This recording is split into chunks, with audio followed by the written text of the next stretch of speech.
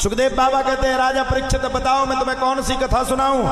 राजा परीक्षित बोले प्रभु अब मुझे उस गरीब ब्राह्मण की कथा को सुना दो।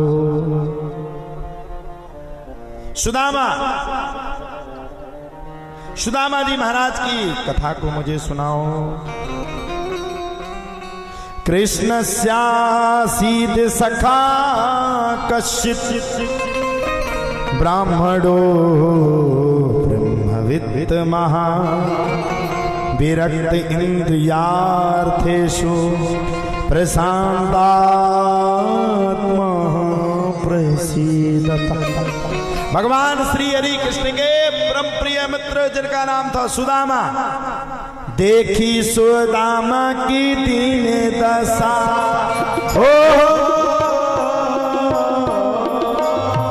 देखी सुदामा की दीन दशा करुणा करके करुणा निधि रोए पानी परात हाथ जोड़े नैनन इधर से बग धोए पानी परात हाथ जोड़े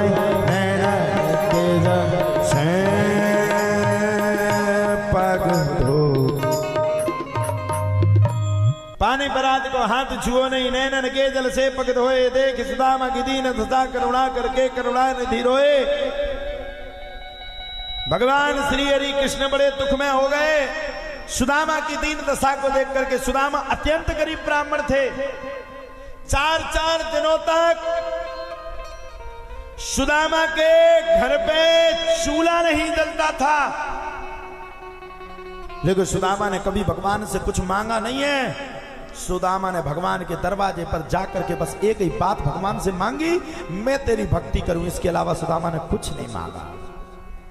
1 मास द्विपाख में 2 एकादशी होए सो प्रभु दीन दयाल जो नित्य प्रति देनो। 1 मास द्विपाख में 2 एकादशी होए सो प्रभु दीन दयाल जो नित्य प्रतिदिनो मोह। सुशीला लड़ पड़ी, ऐसा कैसा तुम्हारा धर्म कर्म है, बालक भूखे मर रहे हैं। भगवान को दीन दशा देखी नहीं गई। भगवान एक भिखारी का रूप धारण करके सुशीला के सामने आ गए और भिक्षा मांगने लगे। सुशीला ने कहा महाराज मेरे घर पे तो सूतक लग गया। भगवान बोले किस बात का? बोले गरीबी नाम का सूतक लगा। भगवान ने कहा सुशीला चिंता मत करो, तुम्हारे पति के मित्र का नाम है द्वारकाधीश भगवान श्री कृष्ण, उनके पास भगवान अपने पति को पहुंचा दो, कल्याण हो जाएगा। सुशीला ने अपने स्वामी से कहा भगवान घर में खाने के लिए कुछ भी नहीं है, लाले पड़े हुए हैं, मैं प्रार्थना करना चाहती हूं, आप कुछ मंगाने मत जाओ, लेकिन अपने मित्र से तो कम से कम मिलने के लिए चले जाओ। सुदामा ने कहा कैसे जाए, मिलने के लिए कुछ है ही नहीं। एक मुट्ठी चावल को दिया, 4 मुट्ठी चावल की पोटली को बांध करके सुदामा चल पड़े। हो कैसे जाऊं मैं कन्हैया, कैसे जाऊं मैं कन्हैया, तेरी गोकुल नगरी बड़ी दूर नगरी, दूर नगरी रे बड़ी दूर नगरी है, दूर नगरी रे बड़ी दूर नगरी। चल पड़े सुदामा जी महाराज पैदल पैदल पैदल पैदल पैदल तड़पती हुई धूप में। एक आस तुम्ही से है, विश्वास तुम्ही से है। आस को लेकर के सुदामा जी महाराज चल पड़े और चलते चलते सायंकालीन का समय हो गया तो सो गए। और जैसे ही सुबह हुई तो भगवान श्री कृष्ण ने योग माया के प्रभाव से सुदामा जी महाराज को देख लिया। और सुदामा जी महाराज को देखा। अब हुआ क्या, जब सुदामा जी महाराज की इस प्रकार की स्थिति हुई, सुबह के समय पर भगवान ने द्वारका में सुदामा को स्थापित किया। नगर में भ्रमण करते हुए सुदामा जी महाराज ने जगह जगह पर पूछा महाराज ये कौन सी नगरी है? तब सबने कहा ये द्वारकापुरी है। सुदामा जी महाराज कहने लगे। भगवान ने सुदामा जी महाराज को जब जैसे ही देखा तो सुदामा जी महाराज को देख करके अपने अंक से लगा लिया, और अंक से लगा करके भगवान श्री कृष्ण ने बड़े प्रेम के साथ अपनी मित्र सुदामा को रथ में बैठाल करके नगर में लेकर के आए। भगवान और भक्ति का भाव, भगवान ने ये बताया कि जो मेरा भक्त होता है मैं उसको रुपया पैसा से नहीं मोलता, मैं उसको दिल और आत्मा से तौल देता हूं। तुम्हें कभी पंडित को प्रसन्न करना हो, वो सत्यनारायण की कथा पढ़ रहा हो, और सत्यनारायण की कथा में अगर तुम्हें पंडित को प्रसन्न देखना तो देखना आराम से 500 का नोट हाथ में तुम निकाल लो, जैसे ही वो 500 का देखेगा स्पीड कम, नहीं तो और अगर 500 का नहीं देखा तो स्पीड में। एक समय ने भी सारा नतीज में सोनकादि ऋषियों ने 88 ऋषियों ने 5 सत्य के बेताचार शिशु जी महाराज से प्रश्न किया। इतनी स्पीड में पड़े, आध घंटा में कथा पूरी, और जहां से तुमने पंसरिया काढ़ी। एक समय नेमी सारण्य तीर्थ में सूत जी महाराज ने तो जैसो दाम वैसो काम है। अब बेचारे का 100 को मिलने तो 5 जगह पहुंच के जब 500 मिलने, और जहां से तुमने 500 दे, फिर देखो तुम नेमी सारण्य तीर्थ में जजमान जी, फिर क्या हुआ? यही से तो देखो आज हम कितनी अच्छी कथा बोल रहे हैं। जहां से पंसरिया दिखानी, एक समय नेमी सारण्य खत्म होगा। एक गीत बड़ा अच्छा है, जो बोएगा वही पाएगा, तेरा किया आगे आएगा, सुख दुख है क्या फल कर्मों का, जैसी करनी वैसी करनी। मैं आपसे कह के जा रहा, आपने 11 आज भागवतों को पूर्ण कर लिया है, चारों धाम की यात्रा को कर लिया। अगले वर्ष हम आ पाए या ना आ पाए वो एक अपना विषय है, कोशिश तो करेंगे, लेकिन अगर नहीं मिला समय तो एक बात वो अलग है, मंच से कभी कोई संकल्प नहीं लेना चाहिए। अच्छा तुम्हारे का चाहता जाए को चाहू झूठे भगवे के बाद तुम्हें गानी दो सबसे पहले है। तो आपने जो बोया वो आपने पा लिया, जो आप बोगे वही आप पाओगे, कोई दूसरा नहीं पाएगा। सुदामा जी महाराज ने ईमानदारी सच्चाई को बोया, भगवान के सामने पहुंचा। सुदामा को भगवान ने स्नान करवाए, स्नान ध्यान करवा करके सुदामा को बैठाला, और जब भगवान ने देखा कि मित्र सुदामा के पैरों में पगों में रक्त बह रहा है, भगवान रोने लगे। देख सुदामा की दीन दशा, करुणा करके करुणानिधि रोए। पानी परात को, हाथ परात में जो पानी लिए तो वो छुआ नहीं, नैनन के जल से पग धोए। इतनी बुरी दीन दशा सुदामा की थी महाराज, पहनने के लिए वस्त्र नहीं थे। और आप संसार में देख लीजिए, सबसे ज्यादा अगर कोई परेशान होगा तो ब्राह्मण, सबसे ज्यादा, क्योंकि एक तो स्वाभिमानी होता है। ब्राह्मण किसी के सामने हाथ नहीं जोड़ सकता, ब्राह्मण भगवान के अलावा किसी को झुकता नहीं। बाहर से इज्जत में रहेगा लेकिन अंदर से जरूर खोखला रहेगा।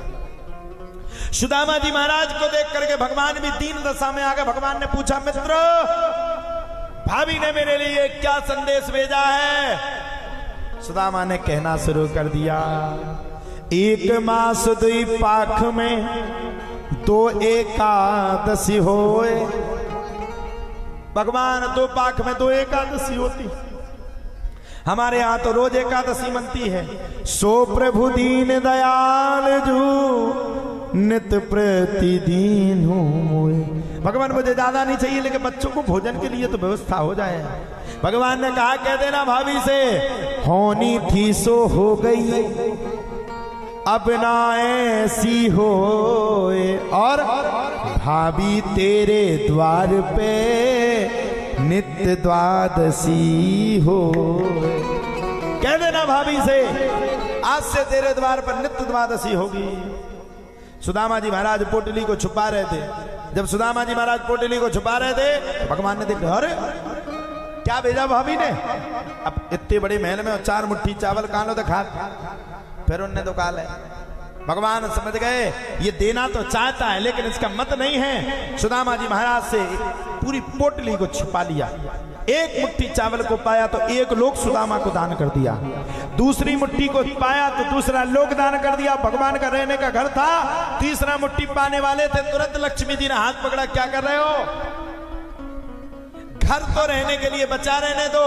भगवान बोले जो भक्त मेरी भक्ति करता है, निर्मल मन से करता है, उसके लिए मैं अपना सर्वस्व दान करने के लिए तैयार हो जाता हूं।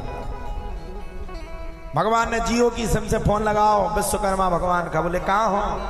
बोले स्वर्ग लोक में है। विश्वकर्मा जी से कही जाओ जल्दी सुशीला के घर में सब कुछ अच्छा करके आओ। पहुंच गए विश्वकर्मा जी, बताओ देवी क्या बनाना है? सुशीला बोली कुछ नहीं बनवाना है। बोले क्यों? बोले बनाना है तो मुझसे पहले मेरे पड़ोसियों के मकानों को बनाओ, जिनने गरीबी के समय में मुझको भोजन दिया, जो मैं आज जिंदा हूं। धन्य है सुशीला।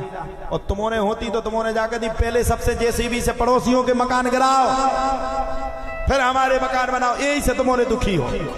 बुरा जो देखन में चला, मुझसे बुरा न कोई, मुझसे बुरा न कोई।